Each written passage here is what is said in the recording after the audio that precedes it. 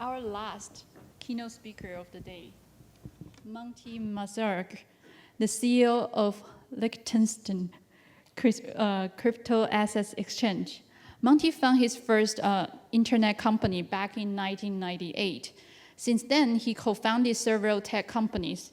He started investing in crypto back in 2013 and also has been coaching institutions, governments, and startups on blockchain technologies, cryptocurrencies, tokenizations, ICO, and security token offerings. Let's welcome Monty. Thank you.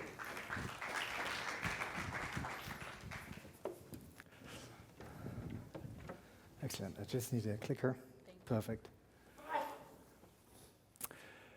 I'm happy to be here in the epicenter of technology innovation here in Silicon Valley. I think we can only create what we can imagine. And when the idea of a decentralized ledger technology came to me and the first Bitcoins came on my wallet when I bought them, it was really clear to me that this idea is here to stay. This idea is not something which is a short hype. It's really something which is revolutionizing the financial world and creating a lot of efficiencies in all industries like healthcare, education. Today, I'd like to talk about mastering the crypto assets revolutions, because I'm a big believer in the next growth wave of the industry, where we see that institutional investors are entering the space. They're all super interested, but they're sidelined because there are many reasons which are basically blocking them from entering, and I want to explain what these reasons are. Furthermore, I want to speak about the revolution and the kind of the stories behind.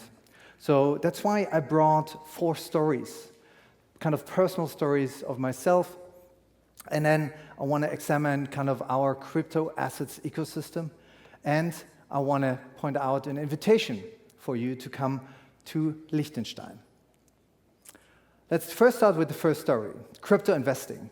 So this is a picture taken in October 2013 when I met my friend Adam Draper, and he was so excited about Bitcoin and the overall topic. We did something called the Bitcoin landscape during the time, similar, published in a similar week, where we looked at all these topics, but during the time I really underestimated the impact of it. And so Adam pointed out to me that we should do more. During that time, I still had been running a fund called Digital Leaders Ventures out of Luxembourg. So we looked into the space and thought, like, how could we get engaged? But as a regulated fund, we couldn't. The asset class was basically completely new to the regulator. The tools for an institutional fund to enter the space were missing. So the only thing I could do during the time is to buy some crypto personally. But it's just the beginning. That's what was clear to me as well. And it turned out to be much clearer now when we look at what's happening last year.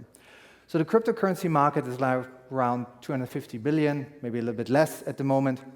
But if you compare it to other asset classes, like fiat currency, 8 trillion, or the global stock market with 90 trillion, you already get a sense of it, that if crypto assets, meaning tokenized financial assets, would be traded, the overall cryptocurrency market and the crypto market could explode. It could be 100 times bigger. Think about real estate, tokenizing real estate. This would be entering a $200 trillion US dollar market, or derivatives, even bigger with 550 trillion. So if you set it into perspective in other financial assets, we are truly still at the beginning. And that's why it's so exciting to be in the blockchain industry at this point of time. If you compare it to global trading volumes, it's the same. So we have forex trading around 3 trillion, while crypto is around 10, 12 billion a day. So their potential to grow is enormous. Second question. I sat down at a dinner with Bobby Lee, the founder of BTCC, recently. So this was May 2018. And he brought this physical Bitcoins with him, so like poker chips. But on the backside, there's a little sticker. You peel it off, and there's the private key to the Bitcoin. So I took these pictures, but the story, the underlying story is really the crackdown, the crypto crackdown. So like Bobby Lee was one of the pioneers. He started the first crypto exchange and Bitcoin exchange in China, but they had to close down. There had been all these kind of regulatory uncertainties, the crackdown in China and South Korea, Japan, like enforced a lot of new regulation, probably a little bit too tough also on some points. So it kind of stopped, and the innovation and for entrepreneurs was hard to thrive. Then if you look in the US, all the ETFs who've been rejected, the situation of SEC is totally unclear. One of our investors, Mike Arrington, now pointed out that he's not doing any investments into tokens in the US anymore because of all the kind of uncertainty of the SEC. And if you look in Switzerland, there's the so-called Crypto Valley with Zug, where Ethereum and a lot of other foundations are headquartered. What is happening there is that banks are being taken liable for mistakes of their ICO clients, ICO issuers. So as a result, all the banks had been closing down their accounts. It's complicated, and it's also kind of an uncertainty. And last but not least, this lack of regulated and reliable fiat channels and fiat gateways are also blocking institutional investors to go in and out, because they know how to get in, but if they want to like get out some of the returns to the LPs, it's not that easy. Next story, crypto angst. So I'm German, so that's why I put on this expression of fear, crypto fear. I've been attending the World Economic Forum recently in Tianjin, China, and I felt when I spoke to all these people a lot of misunderstandings about what is cryptocurrency, what is Bitcoin, what is blockchain, what can you do with it. So a lot of these questions are also blocking institutional clients to go into that space. But more than that, it's a lack of a custodial solution. Because if you're a regulated fund, you don't have the right to, or you have to put all your assets under a custodian service. So typically it's a custodian bank who like have a bank account, and they're reliable holding your assets on the bank account. And if you look at regulated custodian services for crypto, there's basically none offering currently in the market. Another thing is a lack of digital safe havens, meaning a stable, kind of a stable token, for example, where you can go in and out. Everybody knows USDT, but as a regulated or institutional investor, you're probably not sure if this is the right instrument to invest in. There are a few introduced, but it's a very interesting topic, and I see this as another hurdle to open up for the next growth wave of the crypto space. And last but not least, that's me and ZZ, founder and CEO of Binance, on top of a Liechtenstein mountain, 2,350 meters high. We'd been climbing up, doing a little tour there after our announcement of a joint venture, which we're doing in Liechtenstein. And I want to speak about Liechtenstein. So there's the L in our name, where it comes from. So Liechtenstein is this little country. It's the sixth smallest country in the world, 35,000 people population. That's probably like a suburb of Palo Alto or something. But it's a financial powerhouse. There are over 600 funds registered. I think banks are managing several hundreds of billions of assets. It's home of family offices, foundations. IKEA Foundation, for example, is there. And it has the highest rating you can get as a country from Standard & Poor's, AAA rating. There are only 11 countries who have that rating. And it's home of Lcx. So these are the four stories: crypto investing, crypto crackdown, crypto angst, and crypto nation, Liechtenstein. Let's jump to the crypto assets ecosystem. And there I need to take off my jacket because the formal part is over and we're coming to the kind of a startup mood. So I want to tell you more about what we do. We're building a crypto ecosystem made for pro investors. So Lcx is establishing a blockchain ecosystem for professional investors, enabling them to manage security tokens and other crypto assets in a manner that complies with legal and regulatory requirements. We see three key drivers. So first of all, this next growth rate is driven by institutional investors who all want to go in, but the tools are missing. The hurdles are too high to enter. The second part is creating a new asset class in terms of tokenization with programmable compliance inside, in general, like security tokens, but something which is truly revolutionizing finance and traditional finance. And this can only be done if there's something like a security token which represents financial assets everybody wants. If you're tokenizing something like which is too risky or nobody really understands or nobody wants, then it's not an attractive business model. So what I've seen so far in terms of security tokens are okay, but of course the kind of next growth wave, if you think about my model before, like think about derivatives, think about real estate, stocks, all different kind of other financial assets. If they would be tokenized, you would have access on a global level. And that's what is really interesting. Have you ever bought stocks in Australia at the Sydney Stock Exchange? It's complicated. You need brokers, you need probably a local bank account. You probably can't trade on the Sydney Stock Exchange right away. But with a security token representing such a stock, it would be possible. And then token level enforcements, meaning that the regulatory infrastructure and the regulators have influence on kind of who's trading with it, that there's a full KYC AML process in the back end. And that's something where we're trying to set new standards. So let me explain the crypto assets exchange LCX ecosystem. So I already talked about the L in Liechtenstein a little bit.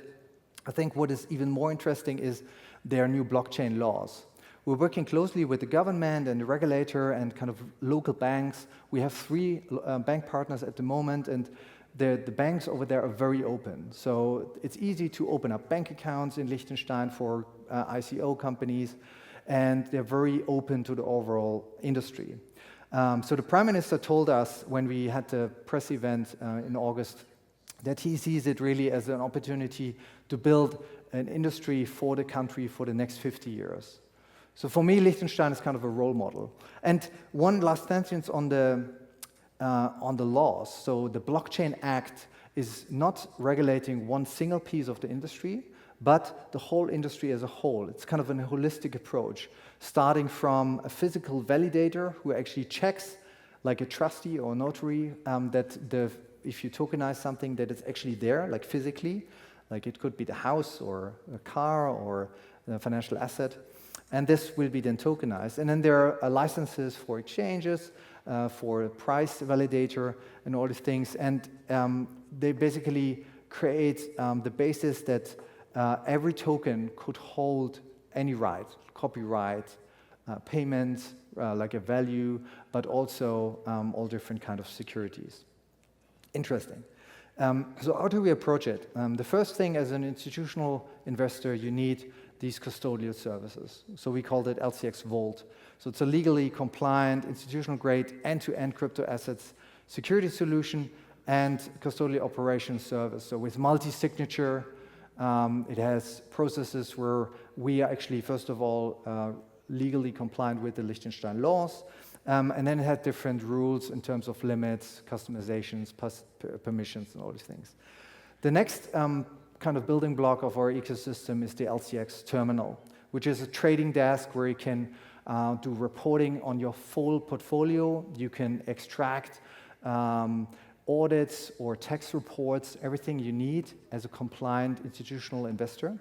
So, and you can plug in all different kind of exchanges. We'll start with like 3 or 4 exchanges when we launch, and then we expand it to different categories. Also, 2 of our kind of key platforms. Then at the core of what we are building at LCX is a security token exchange called Lcx Exchange. That's where we are basically able to then trade security tokens in a manner that it's legally compliant and integrate custodian service, our terminal, as a kind of a trading platform on top. And then we need a fiat gateway, and that's what I mentioned with the partnership with Binance. So that's called Binance LCX. And it's our fiat gateway where we can trade euro and Swiss franc against major other cryptocurrencies. So this had been announced here with the Prime Minister and ZZ in August and will be launched in the near future. So the team is working hard on it to make it happen as soon as possible. What is unique about this fiat gateway, it's reliable, it's regulated, and it's basically able to handle larger sums of money as well. So perfect for institutional investors. And last element is the LCX assets. So this is where we are thinking and discussing what kind of financial assets could be tokenized and represented in a token. We'll probably start with a euro and a Swiss franc stablecoin, and then roll it out on different other financial assets, which where we always have our clients in mind and see like what is really attractive for professional investors. What do they want? So in that way, LCX is building this ecosystem made for professional investors. And for us, it's an exciting journey. So next week, we'll be announcing our equity round. I already mentioned a few of our investors. Some are here in Silicon Valley, some are in Singapore and in Asia. And we're trying to build kind of a global approach right from day one. Also, we are operating out of this small country of Liechtenstein. So I spoke about the 4 stories, my personal stories, introduced you to the crypto assets ecosystem which we're building with LCX, and I want to speak out an invitation. And one of the guests we had 2 weeks ago, you already know, that's Professor Zhang, who had been there early September. And before that, we did a session with ZZ, moderated by Michael Arrington. And these are called Ltx Blockchain Sessions, smaller gatherings with a maximum of 100 people in Vaduz in Liechtenstein. It's like a 1.5 hour session, so a short keynote, then a discussion. It's kind of an intimate get-together. And of course, we're trying to get some awareness about where we are in Liechtenstein and bringing our kind of key advisors and partners together. So Professor Zhang is one of our partners. Michael Arrington is on our board. ZZ and Binance is a key partner for the Fiat Gateway. And now there are more of our advisors coming. November 28, I think it's Don Tapscott coming over from Toronto to visit us in Vaduz, and then Jimmy Wells, the founder of Wikipedia. He's a master of managing communities, which is essential if you work in cryptocurrencies. So excited to welcome him as well. And at the end, I'd like to end with a quote from my favorite musician, Avicii. And it says, "Press play, fast forward, non-stop. We have a beaten path before us. It was all there in plain sight. Come on, people, we have all seen the signs. So we will never get back to the old school, to the old grounds. It's all about the newfound. We are the newborn. The world knows all about us. We are the future, and we're here to stay." Thank you very much.